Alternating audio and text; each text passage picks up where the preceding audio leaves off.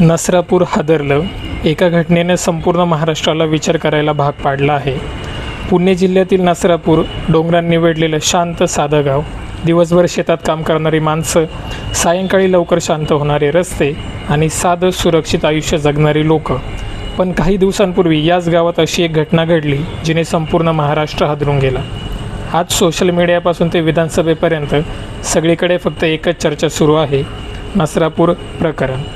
नेमकं त्या दिवशी काय घडलं होतं, गावकऱ्यांचा संताप इतका का वाढला आणि या घटनेनंतर संपूर्ण राज्यात भीतीचे वातावरण का निर्माण झालं, आजच्या या व्हिडिओमध्ये आपण या संपूर्ण प्रकाराची माहिती जाणून घेणार आहोत. मिळालेल्या माहितीनुसार गावातील एक लहान मुलगी अचानक बेपत्ता झाली.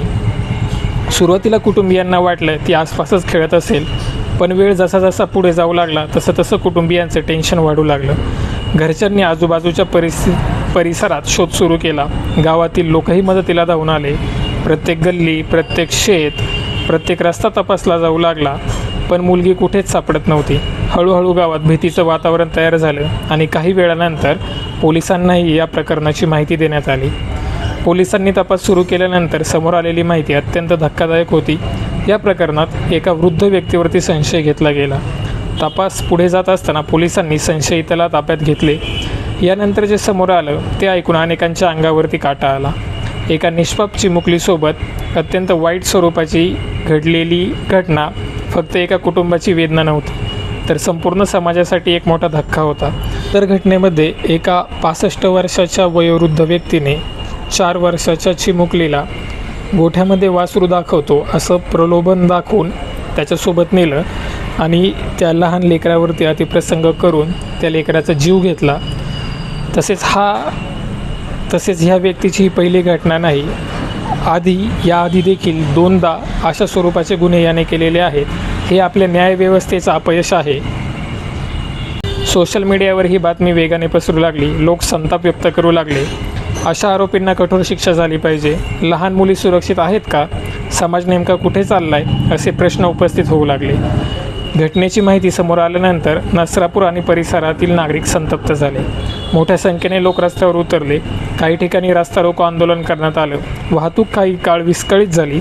लोकांची मागणी स्पष्ट होती, आरोपीला फाशीची शिक्षा झाली पाहिजे. अनेक नागरिकांनी पोलीस प्रशासनावरही प्रश्न उपस्थित केले. अशा घटना थांबणार कधी? महिलांची आणि लहान मुलांची सुरक्षितता कोण घेणार? हे प्रश्न आता नसरापूरपुरते मर्यादित राहिले नव्हते, तर संपूर्ण महाराष्ट्रात किंबहुना भारतात चर्चिले जाऊ लागले. घटना गंभीर होत चालल्याने राजकीय नेत्यांनीही याची दखल घेतली. महाराष्ट्राच्या विद्यमान मुख्यमंत्र्यांनी या प्रकरणात जलद गतीने कारवाई करण्याचे आश्वासन दिलं. फास्ट ट्रॅक कोर्टात खटला चालवण्याबाबत चर्चा सुरू झाली. तसेच आरोपीला कठोर शिक्षा व्हावी अशी मागणी करण्यात आली. दरम्यान पोलिसांनीही तपास वेगाने सुरू असल्याचं सांगितलं. या प्रकरणातील सर्वात भावनिक क्षण होता जेव्हा पीडित मुलीच्या वडिलांनी केलेली विनंती.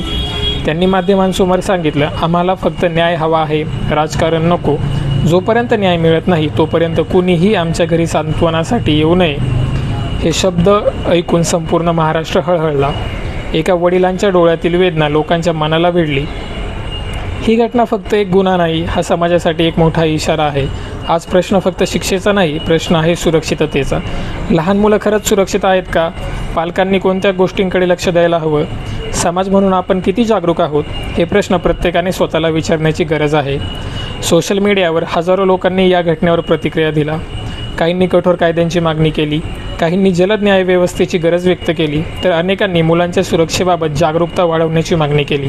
कारण अशा घटना फक्त बातम्या नसतात, त्या अनेक कुटुंबाचं आयुष्य उद्ध्वस्त करतात. नसरापूरमध्ये घडलेली ही घटना कदाचित काही दिवसांनी बातम्यांमधून गायब होईल, पण या घटनेने निर्माण केलेले प्रश्न अजूनही आपल्या समाजासमोर उभे आहेत. न्याय मिळणं महत्त्वाचं आहेच, पण त्याहून महत्त्वाचं आहे अशा घटना पुन्हा घडू न देणं. आज गरज आहे जागरूक समाजाची, कठोर कायद्यांची आणि मुलांच्या सुरक्षिततेबाबत गंभीर विचार करण्याची. या चिमुकलीला भावपूर्ण श्रद्धांजली आणि तिच्या कुटुंबाला न्याय मिळो हीच प्रार्थना. जर तुम्हाला वाटत असेल की अशा गुन्ह्यांविरोधात आवाज उठवणं गरजेचं आहे, तर हा व्हिडिओ शेअर करा. अशा चालू घडामोडींबद्दल माहिती घेण्यासाठी ॲश अरेना या यूट्यूब चॅनलला सबस्क्राईब करा. पुन्हा भेटू एका नव्या व्हिडिओसोबत. जय हिंद, जय महाराष्ट्र.